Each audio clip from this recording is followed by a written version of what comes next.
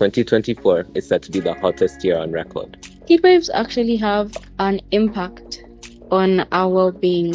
What is the urban heat island effect? Particularly, kids are affected by this. Hey, Rainbow. Welcome to. Wait, what are we welcoming our listeners to?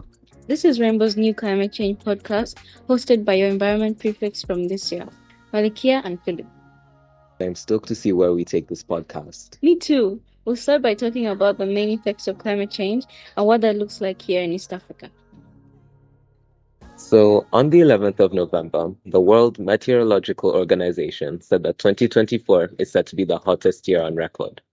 The average global temperature between January and September was 1.54 degrees Celsius above pre-industrial levels, and El Nino boosted this. Let's break that down. What do you mean by pre-industrial levels? So the Industrial Revolution, when machinery and manufacturing began to develop, was around the time human activity started having a significant impact on global warming.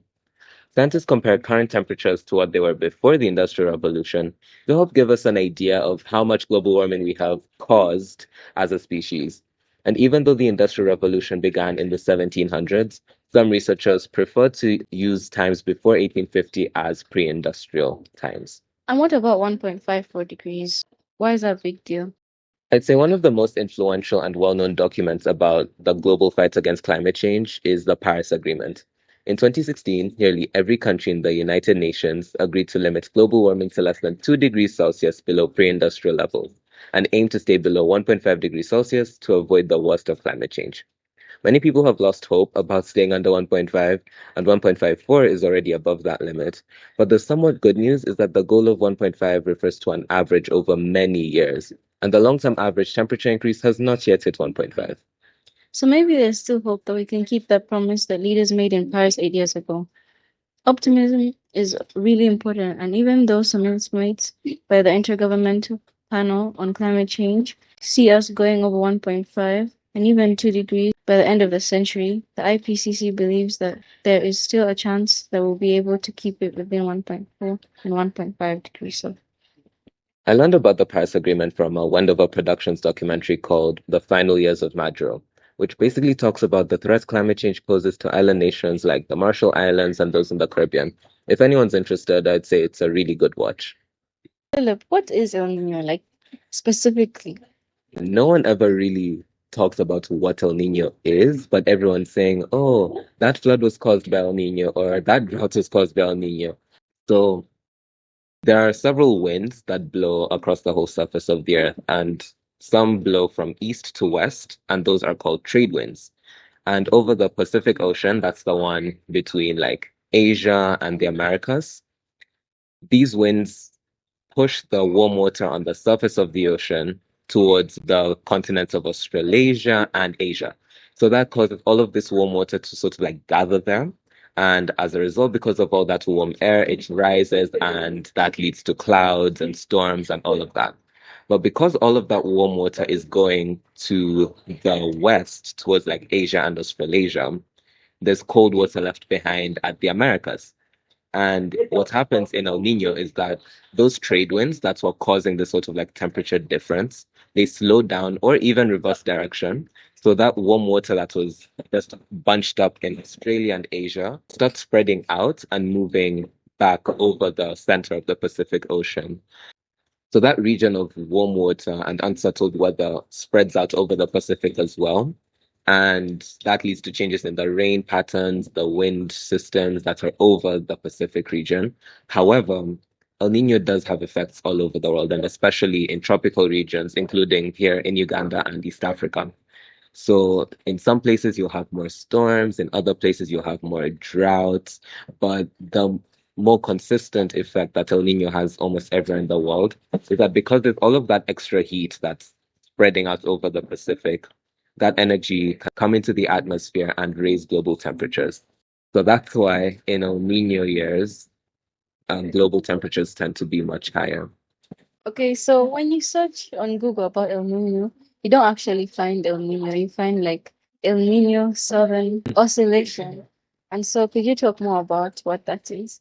Right. So oscillation, it's kind of like a fancy term. And the best example is like, those grandfather clocks, or like those really big clocks in a cartoon with that like swinging bulb moving left and right.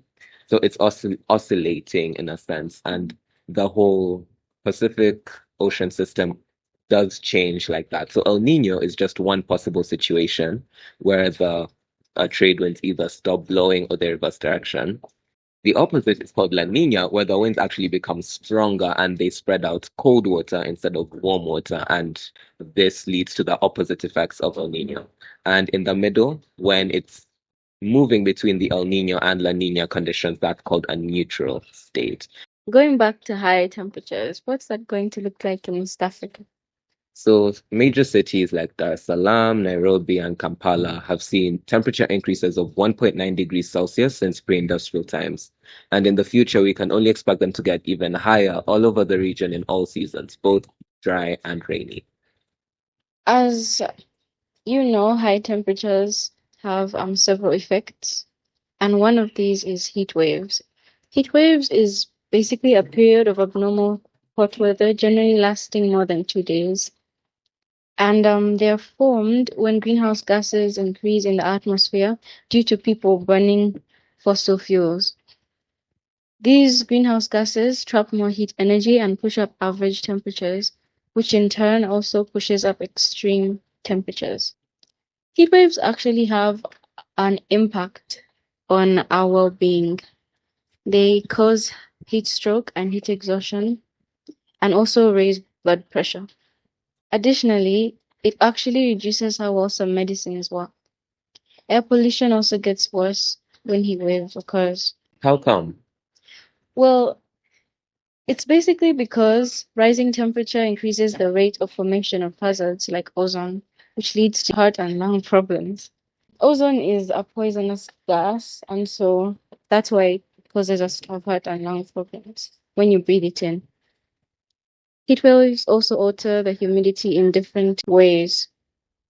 What is humidity? We always talk about it, but what is it exactly? So, humidity is actually has a very simple definition. It is the amount of water vapor in the air. And in some parts of the world, high temperatures are instead increasing humidity, so the water vapor in the air is higher. Also, there's risk of overpopulated parts of the world being uninhabitable during the hottest times of the year. And what does uninhabitable mean? Uninhabitable means a place not fit for people to live in. Also, timing of heat waves is changing. Heat waves are occurring early in the season, and they're having troubling effects on people because we are not adapted to heat. So they're not taking precautions like hydrating to avoid dehydration. Another effect of high temperatures is the urban heat island effect, experienced mostly by daily wage laborers and residents of urban informal settlements. You are probably expecting this question, but what is the urban heat island effect? Okay, so I'll start with the definition and then go deeper into what actually happens.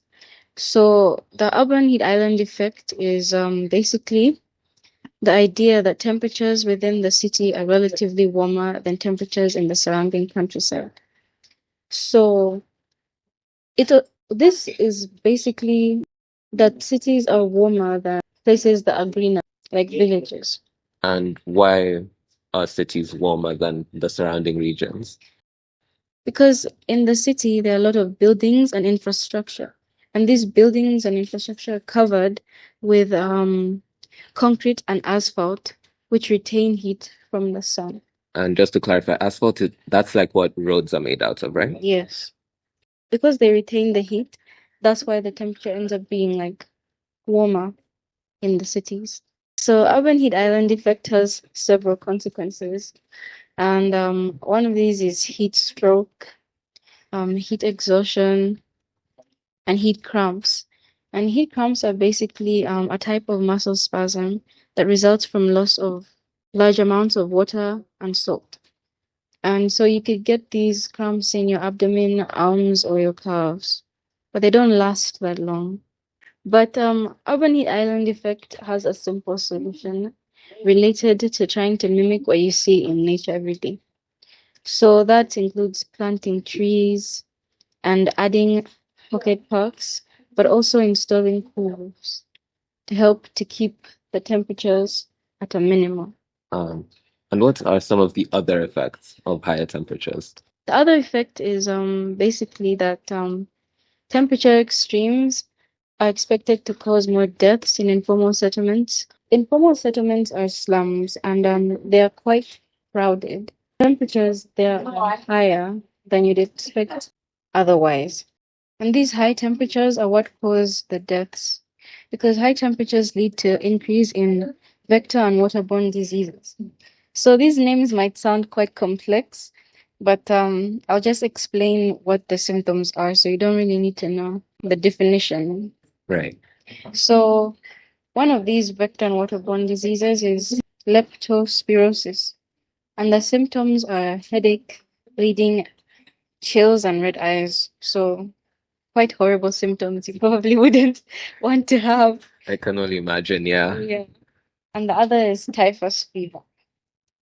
So also the reason why they cause like deaths is because there's like air pollution is much worse in these slums because as I mentioned earlier, due to like the heat, um there it increases the rate of formation of hazards like ozone and yeah, that leads to heart and lung problems. Particularly kids are affected by this because they have immature organs and immune systems, so they would not be able to combat these weather conditions.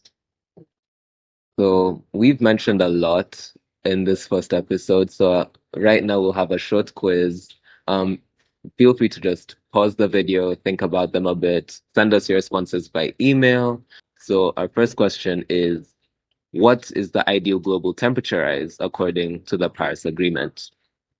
What is the ideal global temperature rise according to the Paris Agreement? The second question is, which ocean is El Nino associated with, and what are some effects of El Nino? Which ocean is El Nino associated with, and what are some effects of El Nino? Why do children in informal settlements face severe impacts of temperature rises? Why do children in informal settlements face severe impacts of temperature rises? What is the urban heat island effect? What is the urban heat island effect? Thank you for tuning in to our first episode of the Rainbow Climate Change podcast. And if any of our listeners want to find us online, where can they, Malikia? Well, you can find us on our YouTube channel, the Rainbow Climate Change Podcast. You can definitely try to listen in on the announcement that'll be on Friday about the podcast to learn more. And if you have any questions, if you have any better name suggestions for the podcast, please feel free to send us an email. Thanks. Bye. Bye.